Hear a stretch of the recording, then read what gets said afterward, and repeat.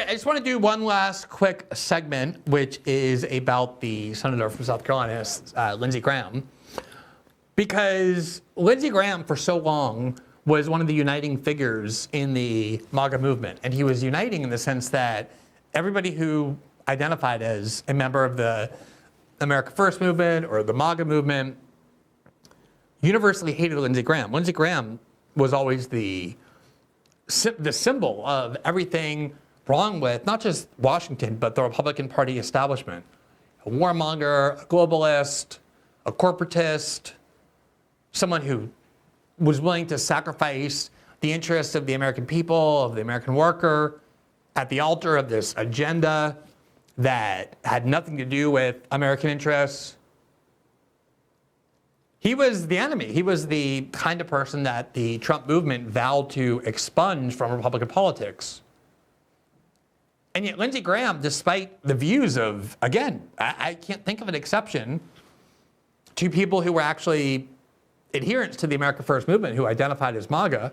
Obviously, a lot of traditional conservatives are fine with Lindsey Graham. They should be. He's representative of them. But that's the agenda that the Trump movement purported to set out to want to destroy.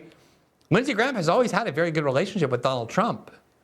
He's always been among the most influential Republican senators with Trump's ear. And Trump has supported Lindsey Graham as well. It's not just Randy Fine who Trump is campaigning for, but also Lindsey Graham. Lindsey Graham has a Republican primary challenger, as you would expect, given what I just said.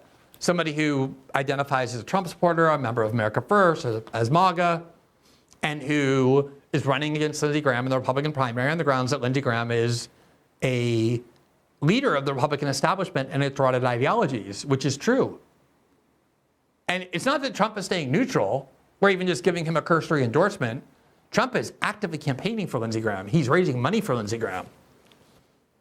And Lindsey Graham is not somebody who really even pretends to have changed any of his views. He's not like Marco Rubio, who knows how to manipulate Trump by pretending that he's changed into some America First adherent, while in fact pursuing all the same neoconservative policies that Marco Rubio has always pursued. Lindsey Graham is pretty candid about the things he thinks. And not only is he very popular with Donald Trump, but Donald Trump is very popular with Lindsey Graham as well. The Trump administration is something that Lindsey Graham loves. Ben Shapiro loves the Trump administration too, and for good reason. Lindsey Graham was speaking to the Republican Jewish Coalition, of course, earlier this week, and he seemed to be shocked at how much he loves the Trump administration, at how aligned it is with his agenda and his worldview.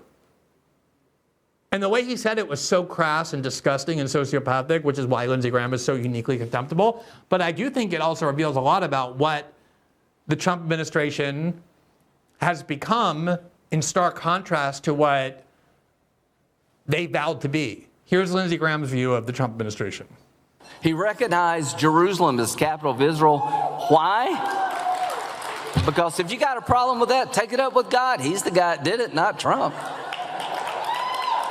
So I just want to say, I feel good about the Republican Party. I feel good about where we're going as a nation. We're killing all the right people and we're cutting your taxes.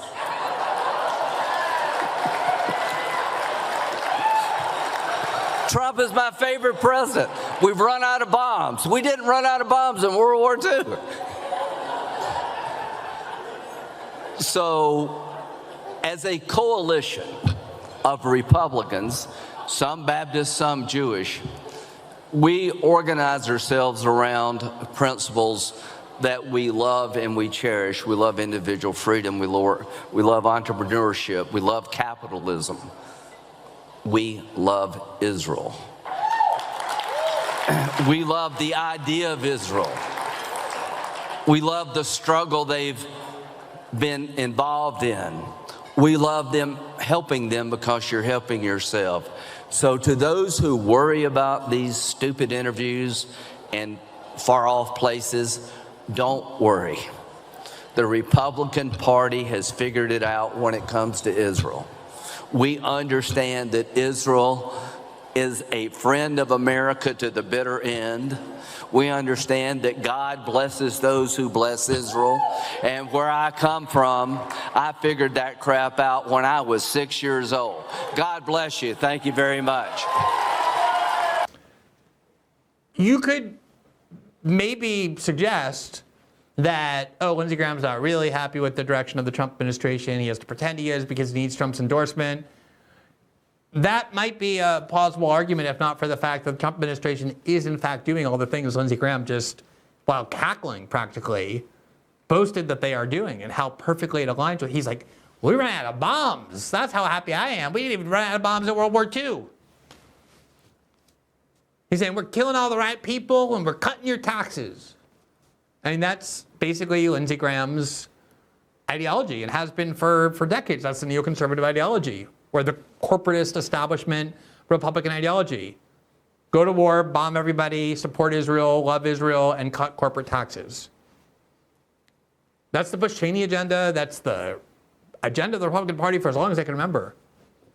And I think a lot of Trump supporters thought that the purpose of the Trump movement was to undermine and subvert and overthrow that Republican establishment ideology, and not affirm it and build on it and expand it. But the fact that Lindsey Graham is so happy with Donald Trump, and Donald Trump is so happy with Lindsey Graham, while Donald Trump tries to remove Thomas Massie and Rand Paul from Congress, I could spend night after night, as I do often, breaking down the policy of the Trump administration, how it conflicts with the rhetoric that a lot of Trump supporters insisted Trump would follow. But at the end of the day, those actions speak more loudly and more clearly than anything that I could say. The fact that Donald Trump is out there working as hard as he can for Lindsey Graham, even though Lindsey Graham is the same Lindsey Graham he has always been, and the fact that the Trump administration advances so aggressively the worldview of Lindsey Graham and his neocon friends in Washington, shows you exactly what the Trump administration is, for the most part, better than anyone who's trying to break it down journalistically or analytically could possibly do. So as nauseating as Lindsey Graham is, I think some gratitude is owed to him for that little speech of the Republican Jewish coalition, as well as the reaction there, because it speaks volumes about what the Republican Party actually is these days in our nation's capital. Thanks for watching this clip from System Update, our live show that airs every Monday through Friday at 7 p.m. Eastern, exclusively on Rumble. You can catch the full nightly shows live or view the backlog of episodes for free on our Rumble page. You can also find full episodes the morning after they air across all major podcasting platforms, including Spotify and Apple. All the information you need is linked below. We hope to see you there.